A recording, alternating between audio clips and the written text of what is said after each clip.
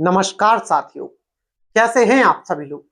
दोस्तों, यदि आज आप लोगों ने इस वीडियो के ऊपर क्लिक किया है तो आज मैं निश्चित ही बोल सकता हूं कि या तो आप लोगों की पढ़ाई बहुत कमजोर चल रही है या बिल्कुल ही कमजोर चल रही है, या तो आज आप लोगों का मन बहुत कम लग रहा है पढ़ाई करने में या फिर बिल्कुल भी नहीं लग रहा है।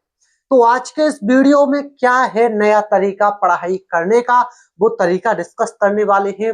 क्या है वो तरीका जिससे आज बच्चे रैंक ले आ रहे हैं और हम अपना एक सिलेक्शन तक नहीं ले पा रहे हैं। तो पूरी की पूरी स्ट्रेटजी आज के वीडियो में हम क्लियर करने वाले हैं। आप जैसे ही वीडियो में आए हैं पहले वीडियो को लाइक करके चैनल को सब्सक्राइब कर लेना, बस इतना सा काम आपका है, आगे का सारा काम मेरा है। मैं आज आपके लिए 5 प्रश्न लेकर आया हूं। पहले वो 5 प्रश्न अपने ऊपर रिलेट करना।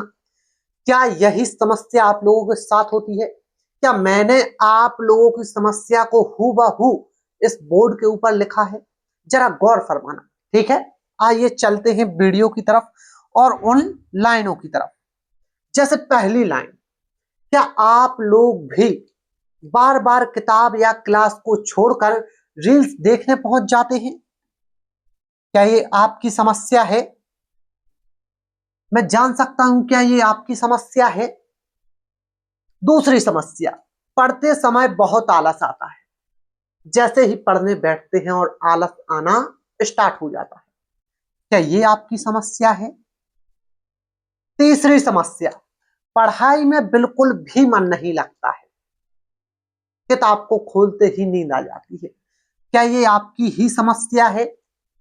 चौथी समस्या, लाइब्रेरी में जाते ही दोस्तों के साथ बैठ जाते हैं, कुछ भी नहीं होता। सुबह जाते हैं, खाना खाते हैं, बैठे रहते हैं, चाय पीते हैं, यहां वहां 4 गप्पे लड़ाते हैं और चले आते हैं। क्या ये आपकी समस्या है? तो आज ये वीडियो बस आपके लिए ही होने वाली है। क्या किताब सामने रखकर कुछ भी सोचते रहते हो? जबरदस्ती यदि आप पढ़ने बैठ भी गए तो किताब को सामने रखा और कुछ भी सोचते रहते हो। क्या ये भी आपकी समस्या है? अगर ये सारी समस्याएं आपकी हैं तो आपको बिल्कुल भी परेशान नहीं होना है। आपकी ये समस्या अगले 2 मिनट में बिल्कुल सॉल्व आउट होने वाली है। क्या होने वाला है आगे? कोई मैं आपको जड़ी बूटी देने वाला हूं, कोई गुरु मंत्र देने वाला हूं, या मैं आपको कुछ ऐसी दवाई बताने वाला हूं जो आप घर पर पीस कर पिएंगे और बिल्कुल पढ़ाई में मन लगने लगेगा। तो साथी, यहाँ पर ऐसा कुछ भी नहीं होने वाला है। यहाँ पर एक स्ट्रेटजी के बारे में बात होने वाली है, वह तरीका जो आज के समय में हर रैंकर्स ने अपने मुंह से बताया है। क्या है वो तरीका? वो तरीका है टारगेट स्टडी का। अब भैया आप बोलेंगे, भैया ये तो टारगेट स्टडी जैसे ये लिख रखा है, ये टारगेट स्टडी भैया हमने तो कई बार करके देख ली है, हमें तो कुछ बेनिफिट हुआ ही नहीं। अच्छा, मैं आपसे पूछता हूं, टारगेट स्टडी के कितने पार्ट होते हैं? पार्ट? ये क्या चीज होती है? पार्ट आपको पता नहीं है? अरे, टारगेट स्टडी के कितने पार्ट होते हैं ये आपको पता नहीं है? टारगेट स्टडी के 4 पार्ट होते हैं। अच्छा, अब आप लोग कहेंगे ये तो मैं आज ही सुन रहा हूं, तभी तो आपकी रैंक नहीं आ रही है, तभी तो सिलेक्शन नहीं हो रहा है। अगर ये चीजें आपको पता होती कि टारगेट स्टडी के 4 पार्ट होते हैं, हमें 4 पार्ट में ही टारगेट स्टडी को कंप्लीट करना है, तो शायद आपको कुछ भी परेशानी ना आती। भैया कौन कौन से हैं वो पार्ट, आप जल्दी बताओ, टाइम ना करो। तो बिल्कुल भी टाइम नहीं कर रहे हैं, आपके सामने वो चारों के चारों पार्ट लिखने ही वाला हूं। लेकिन पहले एक पॉइंट बिल्कुल ध्यान से सुन लेना। क्या है वो पॉइंट?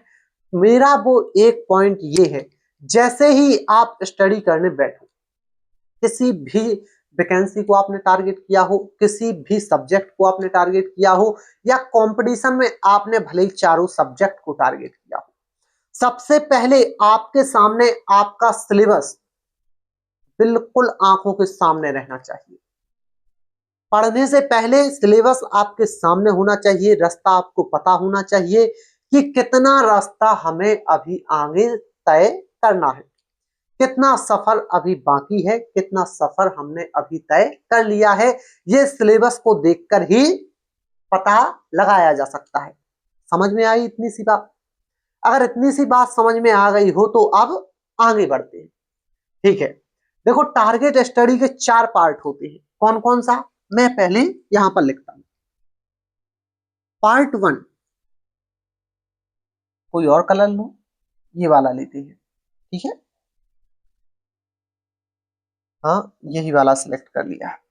पार्ट 1 में क्या है, कितने पार्ट होते हैं, 4 पार्ट होते हैं। टारगेट स्टडी है। पार्ट 1 होता है जिसकी यूनिट है, पार्ट 1 की यूनिट है घंटा।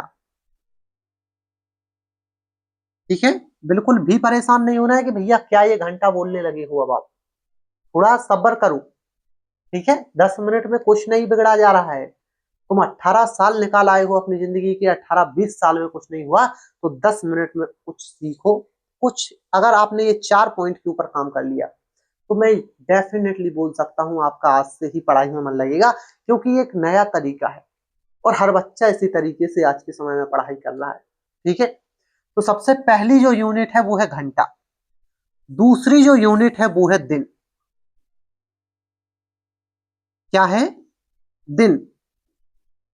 तीसरी जो यूनिट है वो है सप्ताह है, और चौथी जो यूनिट है वो है महीना।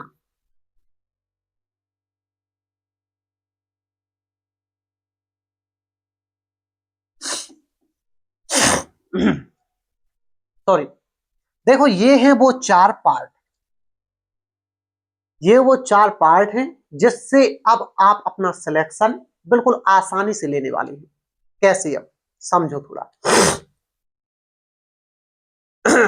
देखो, मैंने आपके सामने ये समस्याएं बताई, देख लेना अपनी अपनी कौन सी समस्या है, और ये उपाय बताया।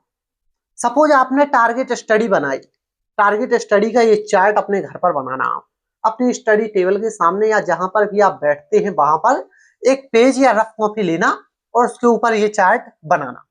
आपको लिखना है टारगेट स्टडी पार्ट 4। कितने पार्ट होते हैं टारगेट स्टडी के, 4। पहला घंटा, दिन, सप्ताह और महीना।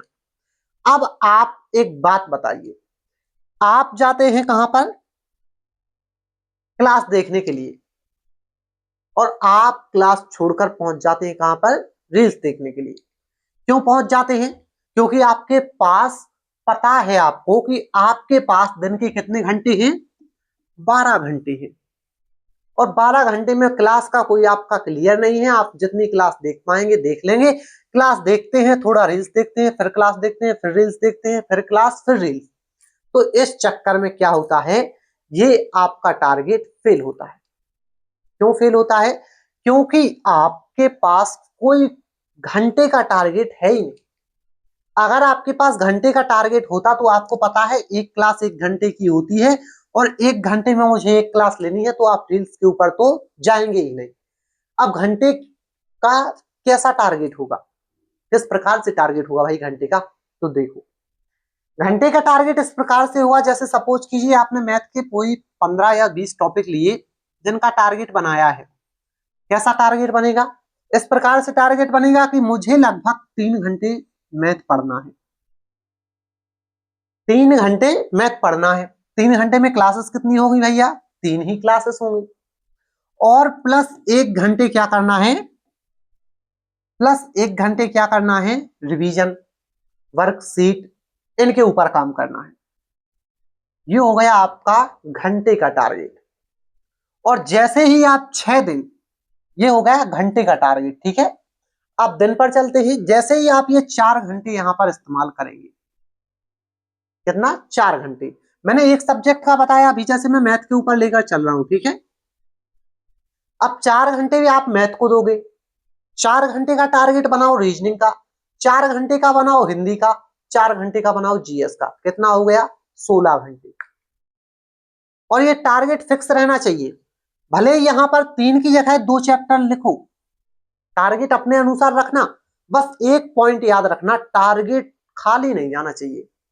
ऐसा नहीं कि आज आपने टारगेट ले लिया कि मैं 4 चैप्टर कंप्लीट करूंगा और 4 चैप्टर कंप्लीट ना हुए तो उस टारगेट को दोबारा बिल्कुल शुरू से स्टार्ट करना, या फिर पहला टारगेट ऐसा लेना कि मैं आज एक ही चैप्टर भले ही 4 क्लासेस में कंप्लीट करूंगा, एक चैप्टर को 4 बार देखूंगा या एक क्लास को 4 बार देखूंगा, लेकिन एक क्लास ऐसी कंप्लीट करूंगा कि इसको कंप्लीट करके ही छोड़ूंगा।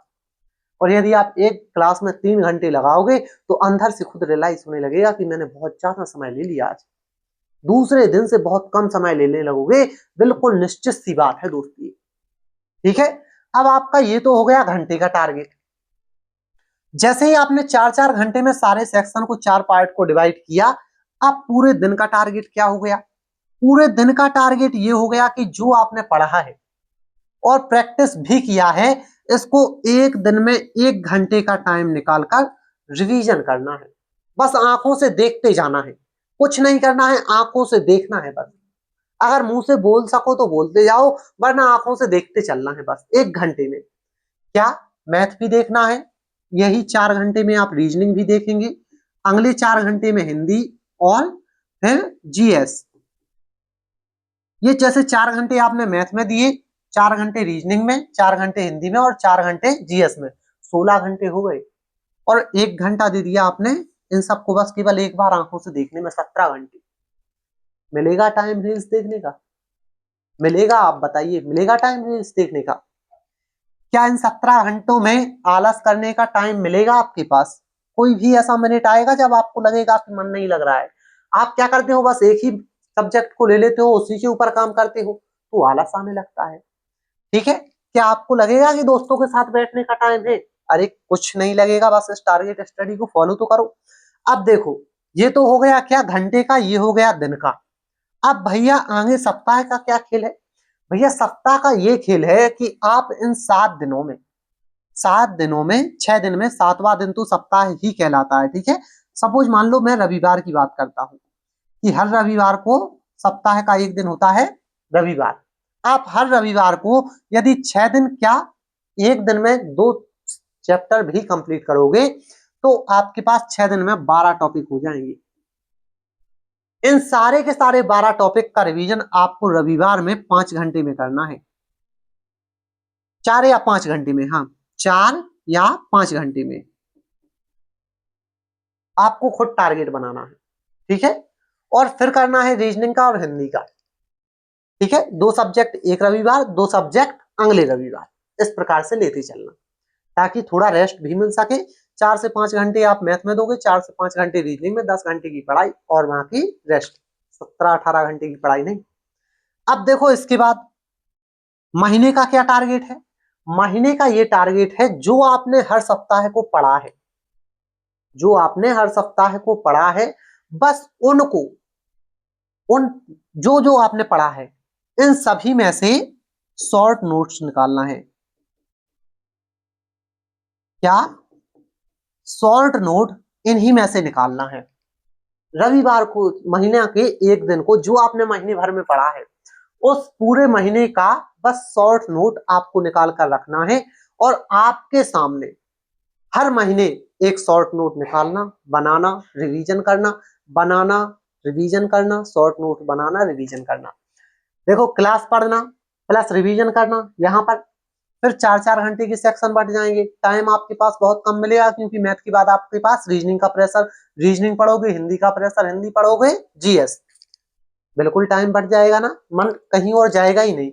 फिर आपको क्या करना है, पूरे दिन में जो पढ़ा है उसको एक बार आंखों से देखना है 1 घंटे का टाइम निकालकर। ये हो गया घंटा का टारगेट, घंटे का टारगेट, ये हो गया दिन का टारगेट। सप्ताह का टारगेट ये है कि जितना भी आपने पढ़ा है इन सभी को रविवार को, सप्ताह के एक दिन आप कोई भी दिन चुन सकते हैं, उस दिन 4 से 5 घंटे में लगभग आप 2 सब्जेक्ट 10 घंटे में कंप्लीट करना है, 2 सब्जेक्ट को। ठीक है, मंथली टारगेट ये है कि सबको देखना है, शॉर्ट नोट बनाना है और उनका रिवीजन करना है। ये है एक न्यू स्ट्रेटजी प्लान। और इसके ऊपर यदि आप चलेंगे तो मैं डेफिनेटली बोल सकता हूं कि आपको 100% का फायदा यहां पर मिलने वाला है। जो आप 2 या 3 साल से नहीं कर पा रहे थे वो 4 से 5 महीने में कर लोगे बड़े आराम से। ठीक है, तो बिल्कुल भी परेशान नहीं होना है, वीडियो को ज्यादा लेंथी नहीं ले जाएंगे। आप लोगों को इतनी इंफॉर्मेशन मुझे लगता है पर्याप्त है। आप लोगों के लिए। अभी आप लोगों को अपनी पढ़ाई के ऊपर ध्यान देना चाहिए। भर्ती एक ना एक आपके सामने आ ही रही है, बिल्कुल कंटिन्यू रूप से चल ही रही है। तो आप लोग अपनी तैयारी पर फोकस कीजिए, अपने माता पिता को अपना मोटिवेशन बनाइए और सारी चीजों को साइड करते हुए केवल पढ़ाई पर फोकस कीजिए। ठीक है, मिलते हैं आपसे फिर से किसी एक और नई वीडियो में। तब तक के लिए जय हिंद। वीडियो को लाइक, चैनल को सब्सक्राइब ख्याल से कर लेना। Thank you.